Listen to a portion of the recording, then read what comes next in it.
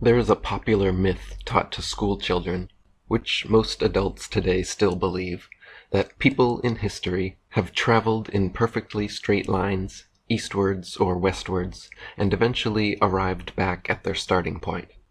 It is heralded as proof of the globe Earth, and claimed that hundreds of adventurers since Magellan have completed such successful circumnavigations, but the truth is that no one in history has ever set off traveling in a perfectly straight line and returned back at their starting point. All successful circumnavigations in history, whether by sea or air, have instead followed the same pattern, which is sailing or flying the most convenient route from port to port, stopping for supplies and refueling until a complete circle has been made. Not a single sailor or aviator in history has or could travel only in the same one perfectly straight direction and magically arrive back where they began. This ridiculous lie becomes obvious when critically examined, but when taught to young children, successfully bends and warps their minds into accepting globe indoctrination. Unlike the cardinal directions on a compass rose, north, south, east, and west on Earth are not simply straight lines separated by 90 degrees. North, rather than being an upward shooting arrow, is actually a point, a center point, the center point of the entire Earth, known as the geographic North Pole, situated directly below Polaris, the North Pole star, the only motionless star in the heavens, which marks the exact northern center point of the sky. South, rather than being a downward shooting arrow, is actually every line tangent to the northern center point, or in other words, every straight line extending outwards from the North Pole heads due south. East and west, rather than being right and left facing arrows, are actually clockwise and counterclockwise circles around the pole.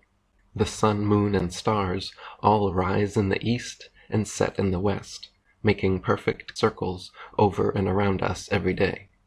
As you can observe, they travel in a circular westward path over and around the Earth, and do not all travel in a straight leftward direction as suggested by a compass rose. Likewise, navigators since ancient times have used Polaris to guide their ships, knowing that Polaris was the heavenly North Pole, south was traveling keeping your back to Polaris, east meant traveling keeping your left shoulder 90 degrees to the pole star, and west meant traveling keeping your right shoulder 90 degrees to the pole star. All circumnavigations in history have been eastwards or westwards, and never northwards or southwards, because the latter is geographically impossible. Likewise, southern hemisphere flights from Australia to South America, or New Zealand to South Africa, for example, never fly the shortest, most direct route on a globe, which would be southwards over Antarctica. It is claimed this is because such flights would allegedly be too cold for any airplanes to handle. But the reality is the routes are geographically impossible because Antarctica is not a tiny ice continent confined to the underside of a spherical spinning ball Earth.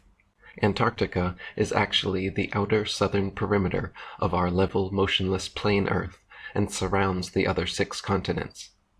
How far southwards Antarctica actually extends, and how it terminates, or what exists beyond it, are all unknown to and kept from the general public, however, and as a result, no completely accurate, fully functioning flat Earth map exists or could exist without the people being first allowed full, independent exploration of the Arctic, Antarctic, and everywhere else.